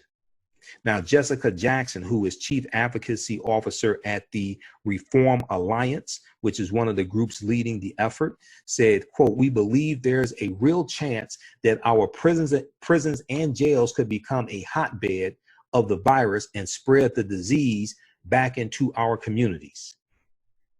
Now, the initiative, named the Safer Plan, is promoted by a number of groups that have been working on other criminal justice policy changes, such as the bipartisan First Step Act of 2018, aimed at improving reentry programs. Now, the groups included the Koch backed by the Koch brothers, but there's only one brother now because one died. Americans for Prosperity, American Conservative Union, and the National Urban League. State and federal officials are already taking steps to improve jail and prison conditions recommended in the Safer Plan, Jessica Jackson said, including providing free phone calls for inmates in lieu of visitation, suspending co-pays for medical services in prison, and suspending transfers between correctional facilities. Okay, so check that out as well. Okay, so Senate Republicans introduced a $1 trillion fiscal package to blunt the economic pain from the coronavirus, which includes sending direct cash payments to Americans. Individuals who make up to $75,000 or joint filers who make up to $150,000 will be eligible for $1,200 per person. Americans will receive an additional $500 for every child. The amount decreases incrementally for higher earners and phases out completely for those who earn more than $99,000 individually or $198,000 jointly. In addition to the direct financial aid to Americans, Senate Majority Leader Mitch McConnell, also known as Moscow Mitch McConnell, Republican from Kentucky, who's up for re-election November 3rd, 2020, needs to be voted out of office. He said that the Coronavirus Aid, Relief, and Economic Security Act will also guarantee loans to small businesses and financial bailouts which are too hard hit industries like the airlines. Now, if Senate Republicans did their job on February 5th, February 6th, and voted to remove Donald Trump from office, a good portion of this stuff could have been avoided. Because even though Mike Pence is horrible, he's more competent than Donald Trump is. Even though Mike Pence is horrible, he's more competent. A lot of this stuff, if Senate Republicans, they knew he was guilty. They stood on the Senate floor and talked about what he did was wrong, but it didn't rise to the level of removal from office. Yes, it did. If they had done their job, a lot of this could have been avoided.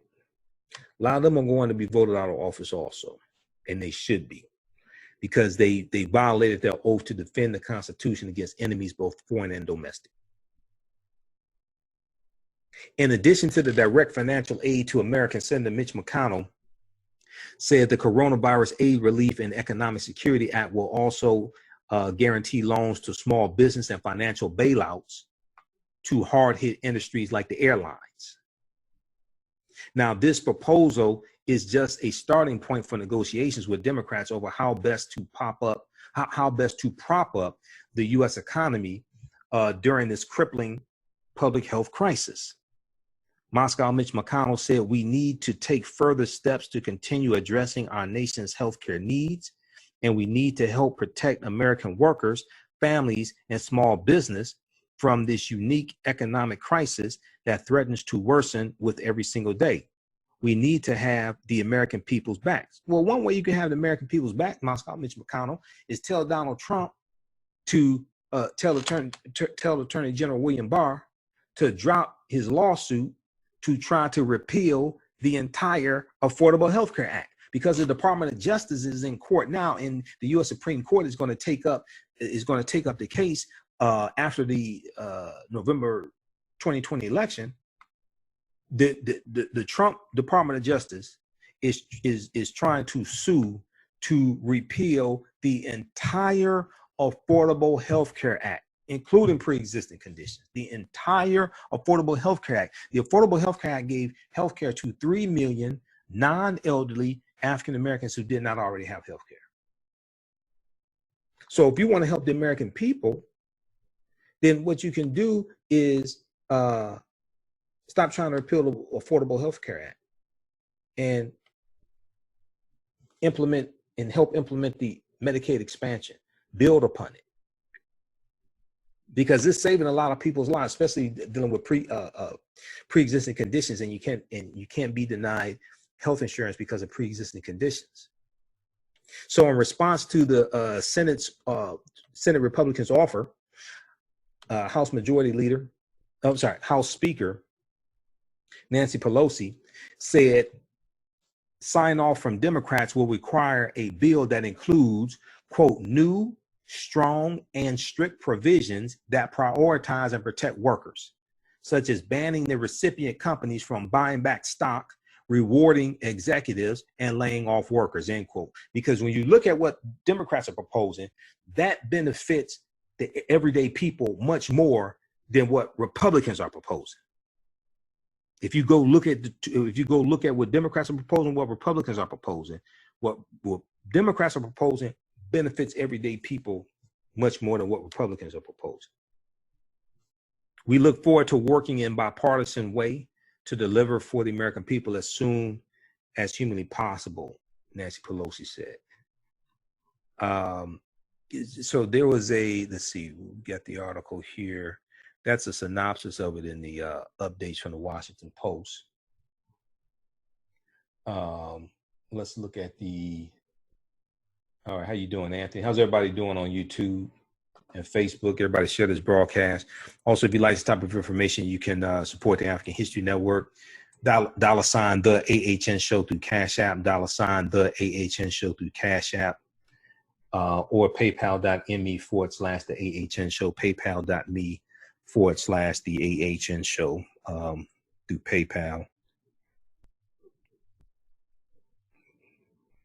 So you could donate there, and through PayPal, if you want to set up for a recurring monthly donation, you can do that as well.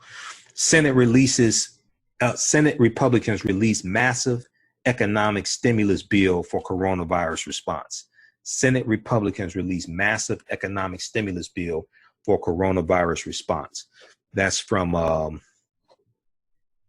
Washington Post, March 19th, 2020. NBC News also has an article dealing with what's in the Senate Republicans bill. Okay, and then lastly here, let's look at this for a quick minute here, and we're going to get out of here. This deals with the early warnings. New York Times had a big article dealing with the early warnings of the coronavirus. And this is from March 19th. Before virus outbreak, a cascade of warnings went unheeded. Before virus outbreak, a cascade of warnings went unheeded. Government exercises, including one last year, made clear that the US was not ready for a pandemic like the coronavirus, but little was done. Now, if you saw my broadcast from March 18th, 2020, I talked about how there was a former Obama official who was involved in the transition team. They were helping the Trump administration transition in. This is from thehill.com.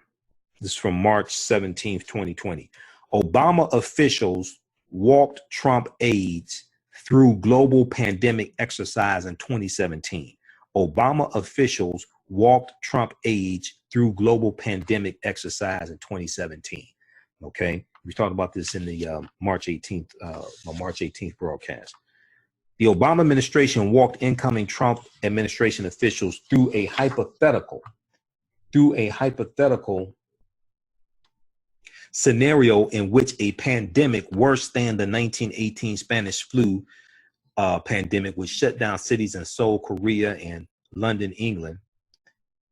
They did this hypothetical scenario in 2017.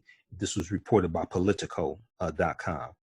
During the briefing, Trump administration officials were told such a pandemic would likely lead to circumstances such as shortages of ventilators, and that a coordinated national response would be paramount, according to documents obtained by Politico. Of the Trump administration officials present during the meeting, about 66% no longer serve in the White House, according to Politico. That's reporting from thehill.com. Okay, so read that article. Let's see here. This is freezing up.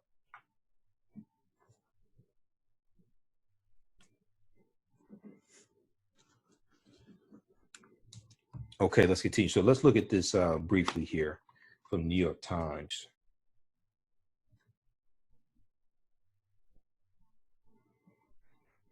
Before virus outbreak, a cascade of warnings went unheeded. So this is from March 19th, 2020. So it starts out with a scenario, a hypothetical. The outbreak of the respiratory virus began in China and was quickly spread around the world by air travelers who ran high fevers. In the United States, it was first detected in Chicago, and 47 days later, the World Health Organization declared a pandemic. By then, it was too late. 110 million Americans were expected to become ill, leading to 7.7 million hospitalized and 586,000 dead. Okay, so this is a hypothetical. Okay, this is a hypothetical. This was a hypothetical scenario that they were running through.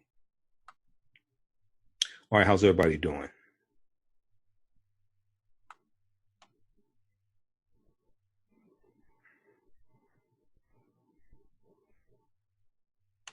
Okay, so the scenario codenamed Crimson Contagion.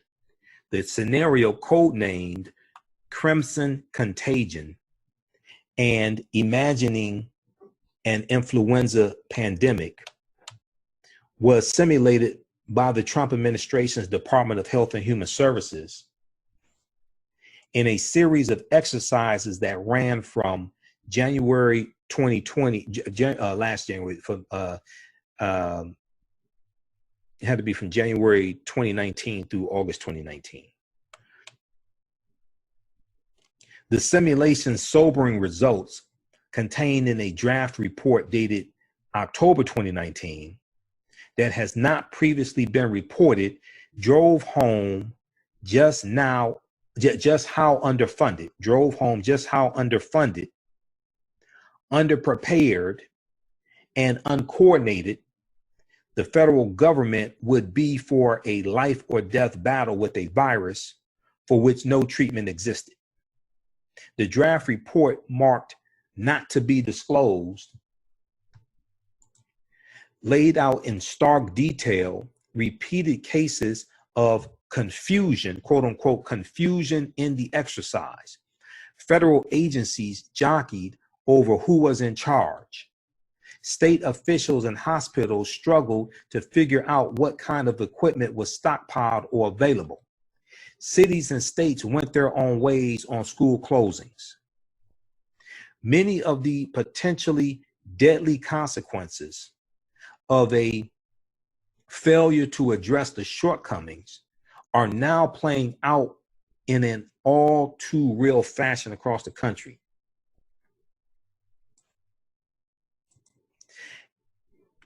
And it was hardly the first warning for the nation's leaders. Three times over the past 4 years, the US government across 2 administrations had grappled in depth with what a pandemic would look like, identifying likely shortcomings, and in some cases recommending specific action. In 2016, the Obama administration produced a comprehensive report of lessons learned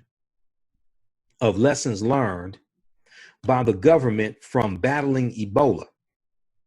In January 2017, outgoing Obama administration officials ran an extensive exercise on responding to a pandemic for incoming senior officials of the Trump administration.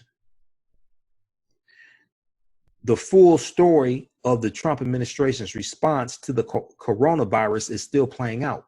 Government officials, health professionals, journalists, and historians will spend years looking back on the muddled messages and missed opportunities of the past 3 months. As Donald Trump moved from dismissing the coronavirus as a few cases that would soon be, quote unquote, under control, to his revisionist announcement on Monday that he had known all along that a pandemic was on the way.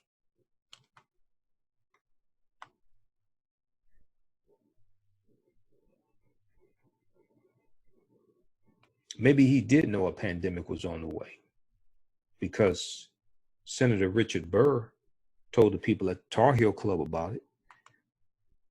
So if Donald Trump did know a pandemic was on the way, then why did you lie to the crowd in South Carolina February 28th and say it was the Democrats' new hoax? What the scenario makes clear, however, is that his own administration had already modeled a similar pandemic and understood its potential trajectory.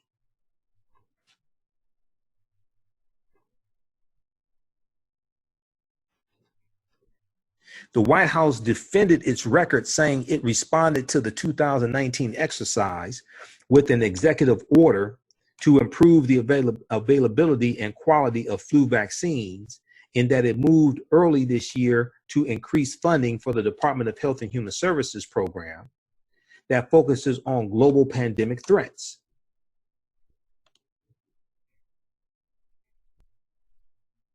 Any suggestion that President Trump did not take the threat of COVID-19 seriously is false, said Judd Deere, D-E-E-R-E, a White House spokesman.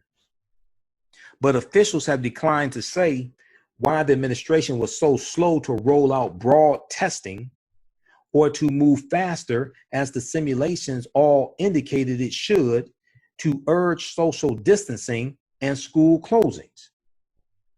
Why was the administration so slow to roll out broad testing or to move faster, as the simulations all indicated it should, to urge social distancing and school closings? Asked at his news briefing on Thursday, March 19th, 2020, about the government's preparedness, Donald Trump responded, "Nobody knew there would be a pandemic or epidemic of this proportion.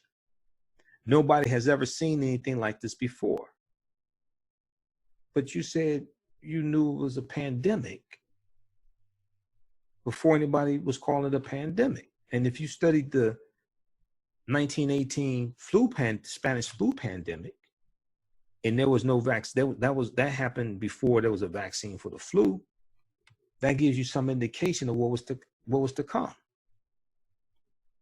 The work done over the past the work done over the past 5 years, however, demonstrates that the government had considerable knowledge about the risks of a pandemic and accurately predicted the very types of problems Donald Trump is now scrambling belatedly to address.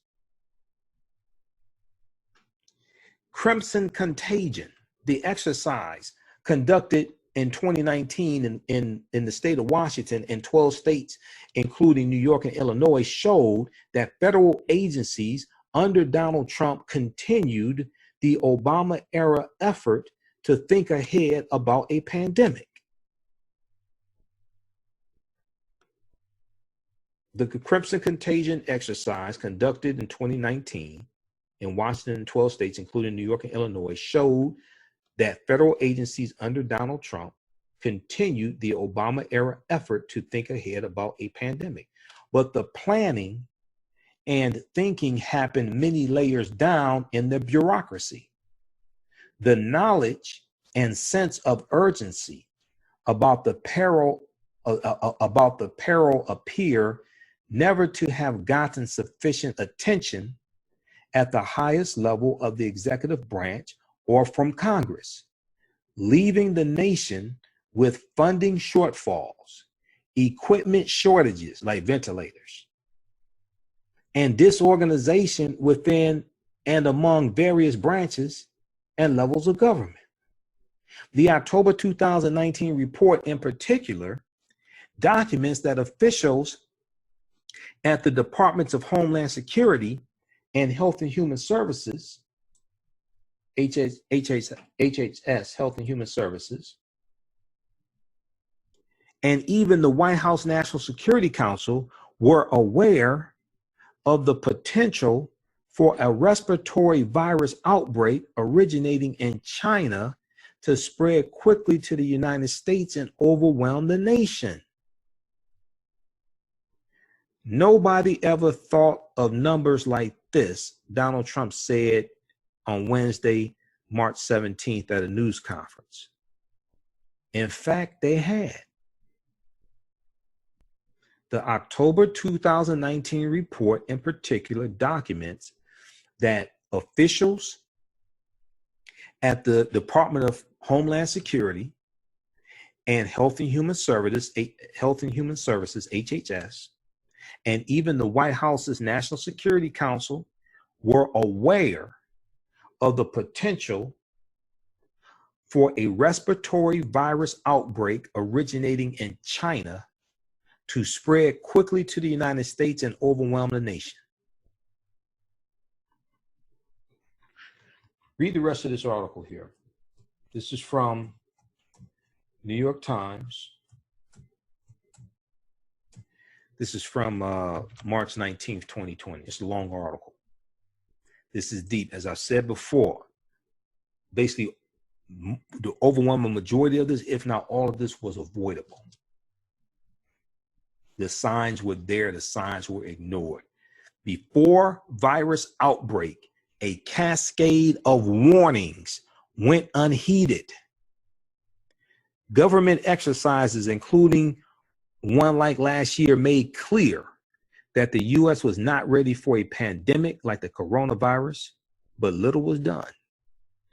So March 19th, 2020, by David E. Sanger, Eric Lipton, Eileen Sullivan, and Michael Crowley for the New York Times.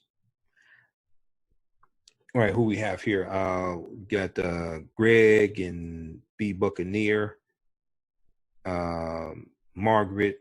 How's everybody doing? Anthony. Okay, so everybody follow us on our Marnice. How you doing, Marnice? Erie Blackfire, Brad, Kenneth, T. Lynn. Okay, so if you like this type of information, also you could donate to the African History Network. $ the AHN show through Cash App. $ the AHN show through Cash App. That helps us keep doing the research, stay on the air, keep broadcasting. Then also through PayPal, paypal.me/the AHN show, paypal.me/the AHN show. Follow us on our YouTube channel, Michael Imhotep, Imhotep on YouTube. Follow us there, and then also on Facebook, the African History Network on Facebook, and then on Twitter, the AHN Show on Twitter. All my DVD lectures are available at our website, AfricanHistoryNetwork.com, AfricanHistoryNetwork.com. We've got we have the Black Migration 1619 to 2019 bundle pack. It's a 6 DVD bundle pack, and it's also on digital download format. We've got my 15 DVD Black History Month bundle pack, which is a really good bargain. It's on sale $100, regularly like $250. African American business owners, post name your business here on the broadcast. Email us at customer service at AfricanHistoryNetwork.com, customer service at AfricanHistoryNetwork.com. And we have our current promotion is buy 1 month, get 2 months free. We'll let you know how you can advertise with us. We can get you up and running today. The book, Black Heroes of Fire, Black Heroes of Fire, tells a story about Engine Number 21, which was Chicago's first organized paid African-American firefighting company. Find out about the heroism of Engine Number 21 in the book, Black Heroes of Fire, the history of the first African-American fire company in Chicago by author DeKalb Walcott Jr. It's available right now at Amazon.com, and BlackHeroesOfFire.com, BlackHeroesOfFire.com. Now, a lot of people are still traveling. You may not be flying. Flights are dirt cheap right now. You may not be flying, you may drive, but when you travel, travel in style and carry your culture with you with BlackLionLeather.com. BlackLionLeather.com is an African-American owned company, and they have unique leather travel accessories. Their tagline, their motto is carry your culture, carry your culture. Visit their website, BlackLionLeather.com. And you can see the accessories that they have there. Let them know that you found out about this from the African History Network. And next time you travel, you can carry your culture with you with accessories from BlackLionLeather.com. Now, a lot of people are focused on health products. Sage and Elm Apothecary can help you with this. They create unique products, especially with you in mind. They use simple ingredients such as whole fruits, herbs, and vegetables. Each product crafted offers a unique plant-based experience. So they have over 60 different products, which include beautifully handcrafted soaps, natural toothpaste, hydrating oils, deodorant, face masks, shampoos, conditioners, and so much more. Visit their website, sageandelmapothecary.com, sageandelmapothecary.com, APOTHECARY. You can order their products there. They have them, you can see them and order them there, but also find out about their pop-up shops and vending events throughout the year. Use promo code AHNSPRING20, AHNSPRING20, and get 20% off your order. Okay, look, guys, hey, we have to get out of here. Remember, at the African History Network, we focus on educating, empowering, and inspiring people of African descent throughout the diaspora and around the world, because right now it's correct wrong behavior. You see me wearing one of my Black Panther t-shirts, okay, because you see the Black Panther poster behind me.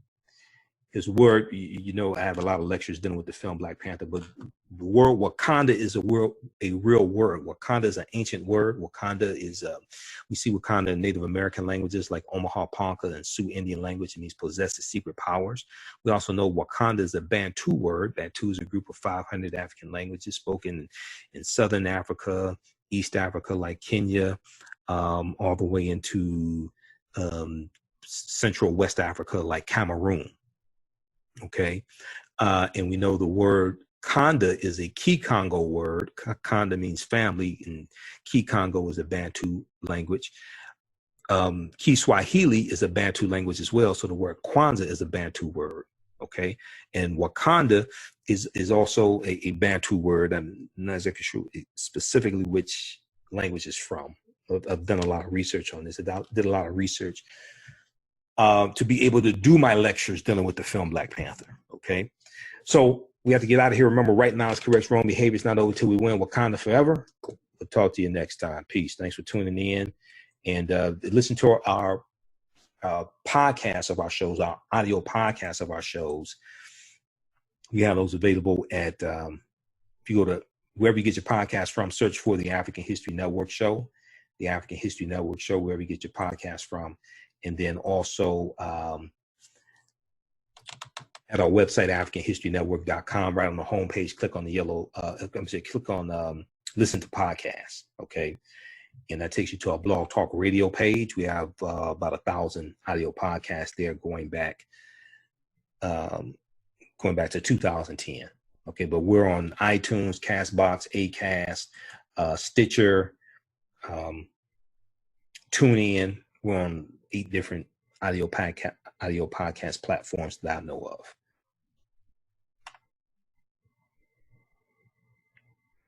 Okay, so check those out as well. Okay, and then tune into our Sunday night show, the African History Network show, Sundays 9:11 p.m. Eastern Standard Time, and we broadcast on our YouTube channel of Facebook as well.